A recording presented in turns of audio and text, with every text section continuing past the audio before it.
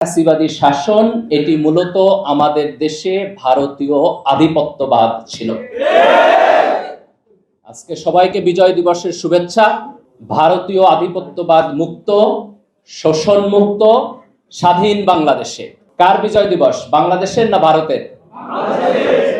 মুক্তিযুদ্ধ কারা করছে, আমরা না ভারত? 24-এর বিপ্লব কি আমেরিকা করে দিয়ে গেছে না আমাদের তরুণ প্রজন্ম করছে?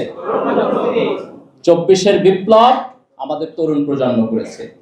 1971 সালের মুক্তিযুদ্ধ এই দেশের আপামর জনসাধারণ করেছে। আমাদের মুক্তিযুদ্ধ ভারতের না, আমাদের বিপ্লব আমেরিকান না। ইনশাআল্লাহ বাংলাদেশে এমন একটি রাজনৈতিক পরিস্থিতি তৈরি হয়েছে যেখানে এই দেশের মানুষ স্বাধীনভাবে, মুক্তভাবে তার মতামত প্রকাশ করতে পারছে, কথা বলতে পারছে এবং তার গণতান্ত্রিক অধিকার চর্চা করতে পারছে।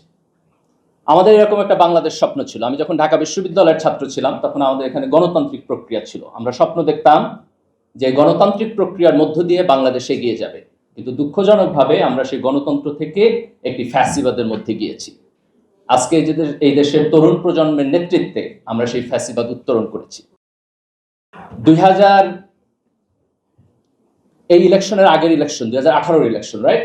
2018 ইলেকশনের পরে যখন আওয়ামী লীগের সরকার টিকে গেল, তখন এটা আমাদের গভীর আলোচনার বিষয় আসলো যে কিভাবে একটা অগণতান্ত্রিক সরকার একের পর এক নির্বাচন করে এই দেশে টিকে যাচ্ছে। আমাদের আলাপ আলোচনার মধ্যে আসলো যে বাংলাদেশে তাদের চুরি ডাকাতির মধ্য দিয়ে যদি একটি গভীর অর্থনৈতিক সংকট তৈরি না হয় তাহলে সরকার দুর্বল হবে না। এবং এই অর্থনৈতিক সংকট না হওয়ার কারণ হচ্ছে, আপনারা দেখছেন হাজার হাজার কোটি টাকা চুরি করেছে, কিন্তু তারপর এখানে অর্থনৈতিক সংকট ওই পরিমাণ প্রকট হয় নাই। একটা কারণ হলো যে আমাদের জনসংখ্যার একটা ডিভিডেন্ড ছিল। এই দেশে তরুণ প্রজন্মের সংখ্যা বেশি এবং তারা কর্মক্ষম। আপনি যদি এখন ইউরোপে যান, আপনি যদি জাপানে যান, তাহলে আপনি দেখবেন যে সেই ক্ষেত্রে জনগণের মধ্যে বৃদ্ধ লোকের সংখ্যা বেশি, যারা সোশ্যাল সার্ভিস, সরকারের জনগণের ট্যাক্সের টাকা থেকে তারা সাপোর্টেড হয়। কিন্তু আমাদের দেশে একটা তরুণ প্রজন্ম বেশি ছিল।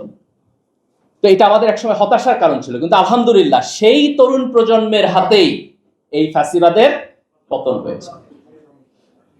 আমার কাছে একসময় মনে হতো যে ছাত্রদের কাজ রাজনীতি করা না, ছাত্ররা পড়াশোনা করবে। রাস্তায় গিয়ে তারা যে আন্দোলন করে, সংগ্রাম করে, এটা হচ্ছে আমাদের রাজনৈতিক ব্যবস্থা সঠিকভাবে কাজ করে না বলে।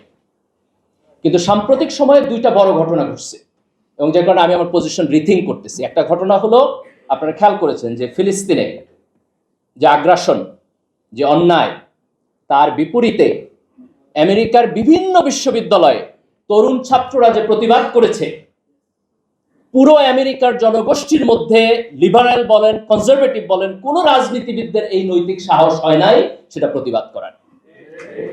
এই তারুণ্য প্রতিবাদ করেছে। তারা সবাই মুসলমান না, কিন্তু তারা সবাই তরুণ ছিলেন। এবং আজকে বাংলাদেশে এই ফ্যাসিবাদের বিপক্ষে যে সংগ্রাম হয়েছে, সেই সংগ্রাম এই দেশের তরুণ প্রজন্ম করেছে। আমি খুব সম্মানিত ফিল করতেছি সেই তরুণ প্রজন্মের নেতৃবৃন্দ এখানে বসা। এটা আমার প্রিভিলেজ এবং অনার। এবং আমি দৃঢ়ভাবে বিশ্বাস করি যে 47-এর পরে আমাদের 71 হয়েছে, 71 পরে আমাদের 24 হয়েছে, 24-এর পরে আর একটা গল্প আমাদের লিখতে হবে না ইনশাআল্লাহ। এই তরুণ প্রজন্ম বাংলাদেশের ভবিষ্যৎ।